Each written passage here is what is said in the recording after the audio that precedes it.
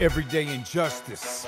Too many wrongful convictions. Corruption has infected the criminal justice system, leaving too many people helpless, fighting for their lives. Instead of receiving justice, people suffer. Is that why they say justice is blind? Hello, and welcome to the Everyday Injustice podcast. I'm your host, David Greenwald. For the past 10 years, we have operated Vanguard court watches in California, including San Francisco, Sacramento, and Yolo counties. Our goal? Expose everyday court injustices, and now, more broadly, shine a spotlight on injustices in the entire criminal justice system, in the form of wrongful convictions, police and prosecutorial misconduct, and mass incarceration. This podcast hopes to take it a step further and highlight criminal justice reform on a national level. Everyday injustice.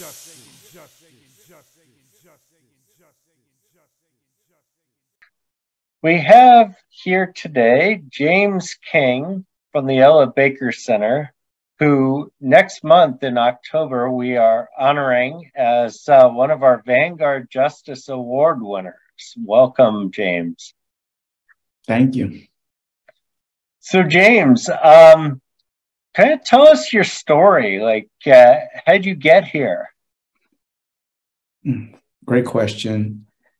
I'm originally from the Midwest. I was raised in Ferguson, Missouri. And my family was one of the first Black families to start to move into the area. I remember finding out later that when we first moved there, the community was about 90% white, and just moving into like 10% Black and other races. It's now the inverse of that. But early on, especially in my teenage years, I was going through some things in the house, and I was, acting out in my neighborhood. And when I stepped outside, it was criminalized. The police in Ferguson didn't see a young guy trying to figure things out or find his way. They saw a young Black male and all of the stereotypes and stigmas our society is attached to that. I internalized that identity and started acting out in harmful ways for a number of years, cycling in and out of prison until the year 2004, where in Southern California, I was arrested and convicted under California's 3 strikes law. That year, there was a ballot initiative on the at the polls that, if it would have passed, would have made me ineligible for a 3-strike sentence. I would have probably been sentenced to about 5 or 6 years. And for most of the summer, this ballot initiative was popular and looked like it would pass. Towards the end of just prior to November, then gubernatorial candidate Arnold Schwarzenegger came out, made a series of commercials attacking this ballot initiative, and was successful in defeating it. That was my first taste of civic engagement, democracy in action. And I remember feeling incredibly voiceless. Fast forward a couple of years, I was in California State Prison, maximum security prison, with a 30-year to life sentence. And there were people on the yard who were writing letters to the editor about various bills and legislature that was in the works.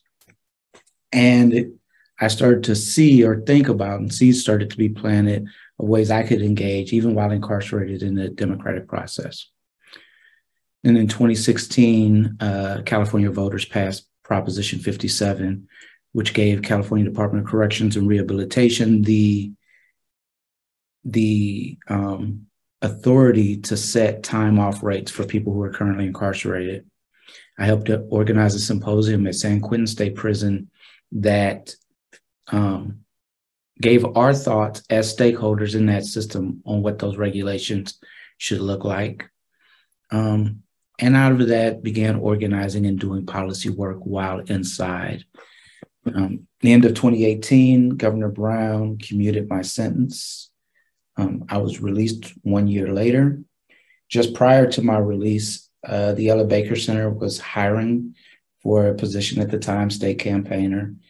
I interviewed while still incarcerated, and unbeknownst to EBC, on the exact same day that I found out I was officially getting out, they offered me the position. So that was a great day. Wow. January 2020, I joined staff, and I've been working to get people free ever since. So kind of describe your journey, from that maybe low point in 2004 to when you finally got released. What changed in your life during that time? I think one of the things that changed for me was I had become aware of something that I really had a hard time reconciling, which was that society had named that me and a lot of my peers as irredeemable and unworthy to possibly ever be in society ever again. But the people I was living with were kind, they were nurturing, they were funny, like just full, well-rounded individuals who I built relationships with and learned to trust. And so just this notion of who's a criminal, like that currently incarcerated people are captured in a moment in time, and then whatever their act is considered as is static, and they are never allowed to change or become more than that moment, was something that I was really working to process and understand. And like part of that was thinking about my own value and worth as a member of society. Should I have a say? As a person who had committed harm, should I have a vote? Should I be able to contribute to society? Should my peers? And so just that journey of understanding that I may have done harmful things in my past, but it's not because I'm a bad person. It's because I went through trauma. I did not have the tools to deal with that trauma. And as they say, hurt people hurt people. As I healed, I realized that I and so many others had something to contribute to make our communities a better place. And so I think that was the main thing that changed for me. And was this a process, or did like the light bulb come on one morning?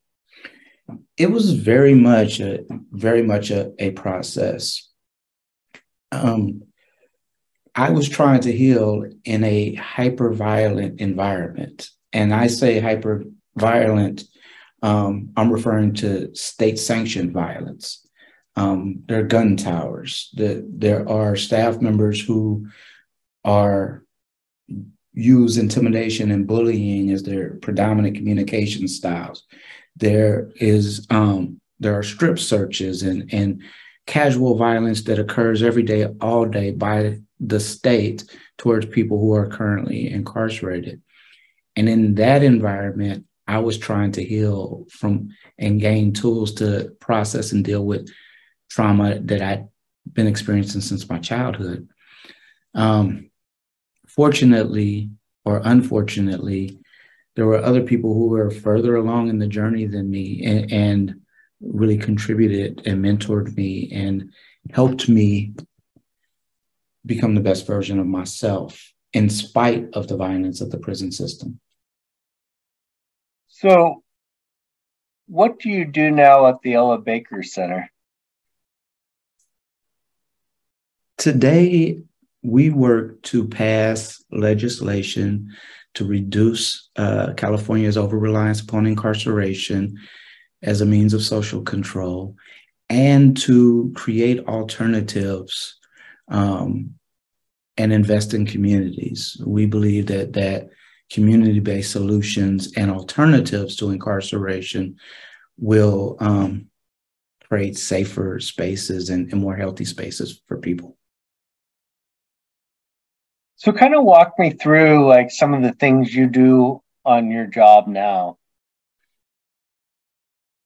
One of the things that I do personally is work to pass legislation. So I'm a member of various coalitions and co-sponsor groups that have worked on legislation in the past, like Assembly Bill 292 in 2021, Senate Bill 875 this year, and potential legislation next year to either enact sentencing reform, parole reform. We were instrumental in the Racial Justice Act. But I also, in addition to that, I helped manage an inside-outside fellowship that we started in 2020, which pays currently incarcerated people to contribute to our policy work and to continue to contribute to the larger discourse on policies that impact people who are system impacted. And, I always feel like, you're giving and you're kind of getting back at the same time. Like it's kind of this two-way street, right? You're kind of healing yourself as you're helping other people. Can you describe how that works for you? Sure. In 2020, I was a participant in the Stop San Quentin Outbreak Coalition. And as a participant in that coalition, I participated in a couple of state Senate hearings addressing the COVID outbreaks within the prison settings. And one incident that really highlights it for me is I was presenting, so was the then Secretary of the California Departments of Corrections and Rehabilitation. And I was able to directly address the secretary, bring in things that I'd firsthand seen and things that I was hearing from people who were currently incarcerated at the time, without the specter of state violence hanging over my head. I'll never forget, I love to write. And my first week out, I wrote something and I referred to my incarceration as captivity. And I remember shaking when I wrote it, trembling, because it was so difficult to say that coming out of that specter of violence. So being able to directly engage with people in law enforcement to advocate for more humane policies, to take on an adversarial relation or adversarial role when helpful, or to be supportive, has been really impactful for my own healing. And, we covered a lot of those San Quentin hearings in court. It was really appalling what happened there. And I'm sure you've spoken with a lot of people that were kind of stuck in that situation. You want to describe, kind of the things that you learned about what was happening there? I mean, the main thing that I learned is that the California Department of Correction and Rehabilitation is committed to growing and holding people captive no matter the cost. San Quentin State Prison, prior to the pandemic, was constantly touted as this paragon of rehabilitation. They have tours every day in which they allow people to talk to currently incarcerated people. They highlight the number of rehabilitative programs they offer there. They talk a lot about rehabilitation, but when the rubber met the road, thousands of people were infected, dozens were dying, hundreds were in the hospital. They closed ranks and said that people were too dangerous to release. They ignored all science. They ignored all appeals to common sense and reasonable response, because this is an organism that is committed to its own growth no matter what. That was my biggest takeaway.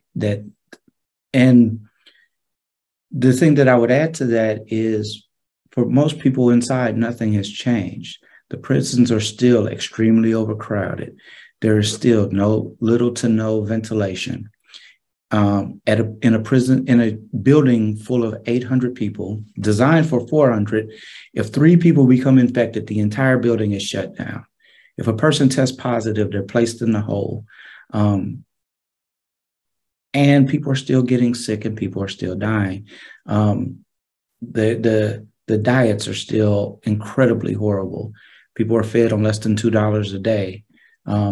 Though the budget for each person is in the hundreds of thousands, most of that money goes to staff costs, but not to actual welfare or well-being of the people that they are incarcerating. I mean, among the things that were most shocking to me, of course, just the carelessness by which they introduced COVID to the facility in the first place. San Quentin had been okay, and then all of a sudden, they did these transfers, and we'll just transfer people from areas where they're having an outbreak to this area where they're not having an outbreak without testing them or anything. What could go wrong, right? Yeah, and I'll just add that you had people who were in no way equipped or trained to deal with this medical crisis, making decisions throughout. And so they made a series of really poor, one could say stupid decisions. Like at one point, they moved a lot of elderly people from less crowded areas into the most crowded housing units because they thought that it would keep them safer because those buildings were more enclosed. We just didn't have the science, and it wasn't a good decision. But in addition to that, I'd say like that outbreak at that prison was inevitable because each and every day in 8-hour increments, hundreds of people, the staff, go in and out of the prison. So if this notion that prisons are somehow like are somehow impenetrable, particularly by contagions and viruses, is wrong. Like people are going in and out of prisons in their work uniforms every day on their shifts. And so the population there will always be vulnerable to outside public health crises. And the other really appalling thing, and I shouldn't say the other, but another, was, I was at one of the press conferences, and they're basically just have, either formerly or incarcerated people describing what they've heard. And, these guys are describing themselves in a letter as being as sick as they've ever been. And they're giving them, 1 or 2 Tylenol and sending them back to their cell. Or in some cases, they're putting them in a gym or something, and they put them on the floor or somewhere. I mean, the conditions were just appalling. Yes. I knew people who'd been in prison since the 80s, and they said that this was the most scared that they'd ever been was during this. And to be clear, the prison didn't respond because the prison was overwhelmed.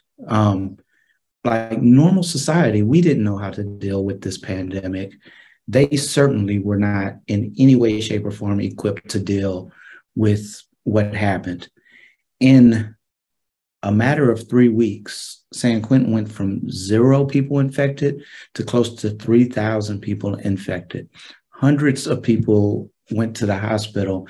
And speaking of that, the outbreak at San Quentin overwhelmed the entire Marin County. It wasn't just isolated to the prison. It was the entire community that was quickly overwhelmed because this prison was not prepared to deal with the pandemic. Can't fault them for not being prepared. No one was prepared for this or could have seen this coming. However, what we can fault them for is never admitting they were overwhelmed, never admitting that they needed to decarcerate quickly and safely and responsibly in order to save lives. Yeah. And it seemed like I don't know if they intentionally made it worse, but they may as well have intentionally made it worse for how poorly they handled it. Yes, their resistance to change, their resistance to recognizing the threat that was in front of all of them was heartbreaking, and people died that didn't need to die. So moving forward, how does the COVID lesson inform us on what we need to do going forward in terms of prisons? I think one of the things that I gained clarity about from that organizing was we've often talked about incarceration and criminal justice reform in terms of morality and in terms of public safety. But actually it touches on so many things like public health, climate change. So it's important that we broaden the conversation. It's important that we think about the impacts upon our climate of having these epicenters in our midst. It's important we think about the public health implications of having what turned into super spreader sites during the height of the pandemic in our communities. It's important we think about the economic impact. For instance, the governor has been leading the charge to close prisons, and the town of Susanville tried to oppose one of the prison closures because their economy is dependent upon incarceration. So how can we think about this in economic terms? How can we think about this in climate terms, in public health terms, and understand that this is so much more than merely criminal justice reform or public safety? And then, how does this now inform your work going forward? I mean, the pandemic hit just after you left. And so this has been kind of your life, and you've been thrown into a world that really didn't resemble the world that was before. Absolutely. Like on a personal level, I can say my experience in 2020 was a lot different than most people's. Majority of people felt a loss of freedom due to the shelters in place and the pandemic. I experienced an increase in freedom. I was just coming out of prison. So shelter in place with streaming apps and computers and even cell phones just like didn't feel as stressful to me. From a community standpoint, from an organizing standpoint, I think that it informs my urgency. We've become so desensitized to the extreme sentencing, the over-incarceration, the lack of resources in communities of color, and the over-policing of those communities, that we've created a normal that is very harmful to tens of thousands of people. And in the blink of an eye, that very shaky structure can be lit on fire. So it's important that we deal with helping unhoused people now before the next crisis erupts that makes it an urgent situation. It's important that we create systems for less policing and policing accountability now before the next incident of acute police violence occurs. It's important that we reduce our reliance upon incarceration as a means of social control before the next climate crises, public health crises, or anything else, because these systems are not sustainable.